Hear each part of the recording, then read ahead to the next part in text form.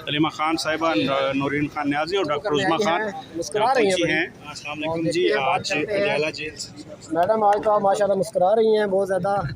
मुलाकात हुई है खान साहब से? बिल्कुल मुलाकात ठीक है। केस जो ख़त्म कर रहे हैं इसकी मुलाकात। क्या बना डेट का मैडम? बुध की डेट 24 को होगी। 24 25 को हाई कोर्ट लाएंगे। बेटा क्या करते हो मैडम? हम बात करते हैं ना, क्या हो गया? वीडियो बनाने का यार आने दो ना, पार्टी के उधार हो उसको छोड़ो, तुम आने दो यार। आप उसको क्यों कर रहे हो? एक मिनट उनको धक्के दे रहे हैं। एक मिनट यार, एक मिनट।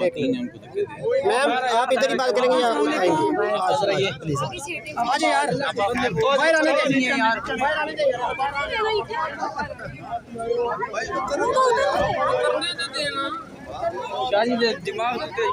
जी नाज़रीन, आपने देखा कि कलीमा खान साहिबा ने जैसे बात की कोशिश की है, तो इस दौरान उनकी जो ख़वातीन वर्कर है उन्होंने मीडिया के कुछ लोगों से जो है बदमज़गी की फिर कोशिश की है।